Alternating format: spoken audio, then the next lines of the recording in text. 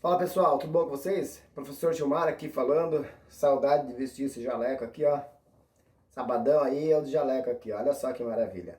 Então, eu tô gravando esse vídeo para falar para vocês, para tirar algumas dúvidas que surgiram em relação àquela atividade de história, né?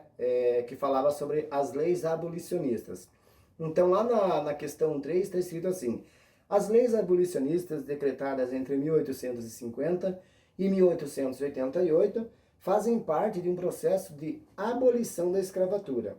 Escreva do que se trata a lei. Então lá tem a opção A Lei Eusébio de Queiroz, opção B, a Lei do Ventre Livre e a opção C, a Lei do Sexagenário. Então a gente vai falar sobre essas leis, o que eram essas leis, tá bom? Um abraço aí.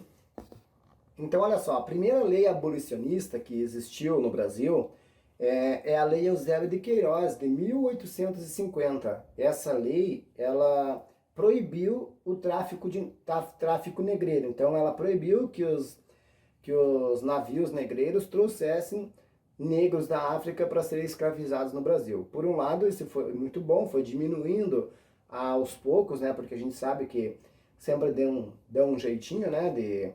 De trazer, burlar a lei, mas foi aos poucos foi se acabando essa questão dos navios de tráfico negreiro, né? Os navios negreiros foram sendo aos poucos dizimados e acabados e parou de uma vez por todas. Porém, isso influenciou muito o tráfico interno. Então, por exemplo, lá no Nordeste do Brasil, que tinha a cana-de-açúcar estava em decadência e os senhores, né, os donos, os fazendeiros, os senhores do café do Sudeste, ali de São Paulo, principalmente São Paulo, começaram a fazer essa troca, essa compra, né, de propriedade dos negros lá, comprando os negros escravizados lá do Nordeste, trazendo para o Sudeste. Então, primeira lei, Lei Eusébio de Queiroz, em 1850, beleza?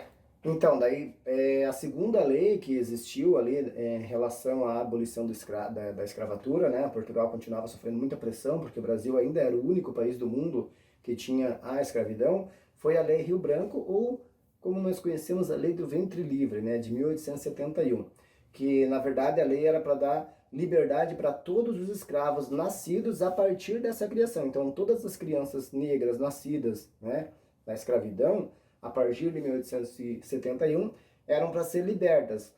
E os senhores, os donos das mães, das famílias que essas crianças nascessem, tinham que ficar com essas crianças até os 8 anos de idade.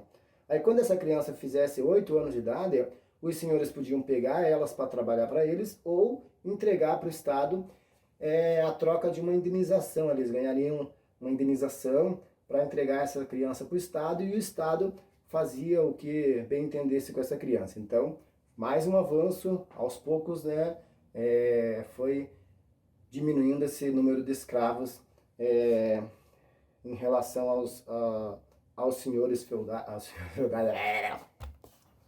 Bom, a terceira lei que a gente está tratando no texto ali, está falando da lei Saraiva-Cotagipe. A lei Saraiva-Cotagipe é a lei do sexagenário, que ela foi decretada em 1885. Então, essa lei, o que ela dizia nessa lei?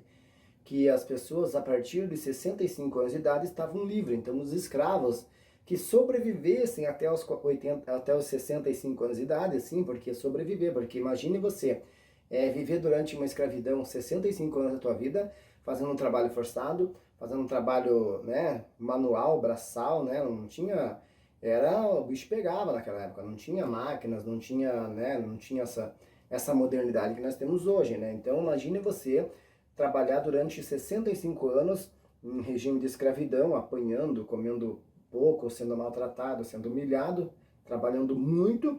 Se você chegasse aos 65 anos de idade, você estaria livre, né? Então, não se sabe se essa lei foi uma lei para beneficiar os escravos ou para beneficiar os senhores, né? Porque daí, a partir dos 65 anos, para que servia o escravo? Para que servia o velho? Não servia para mais nada. Então, o que eles faziam? Jogavam esses velhos na rua, né? Esses escravos na rua, a Deus dará, né?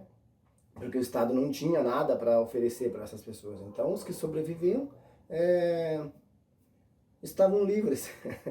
Imagine você com 65 anos de idade, né? Hoje 65 anos a pessoa está bem, mas imagine na 1800, no século 17, 18, né? Imagina aquela época, então. Então essa é a lei do sexagenário, que os senhores com 65 anos de idade estariam livres. Olha que maravilha, né? Isso, qualquer semelhança com hoje é mera coincidência.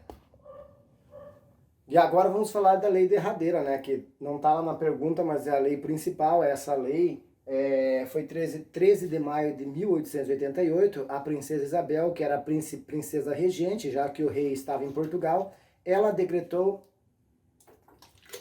em 13 de maio de 1888 a Lei Áurea, que libertou os escravos, né? A partir dessa data, né? Acabou com a escravidão no Brasil. O Estado não teve que dar nenhum tipo de indenização para os senhores, né, para os proprietários de fazenda, né, os grandes cafeeiros daquela época, o que acabou deixando eles muito zangadinhos, muito nervosinhos, e começaram a conspirar contra a coroa portuguesa, o que mais para frente acabou acontecendo a proclamação da República, né? Mas isso daí já é outra história, beleza? Forte abraço para vocês, um ótimo final de semana. Se eu conseguir editar o material até hoje, né? Mas um ótimo final de semana para vocês e fique em casa, beleza?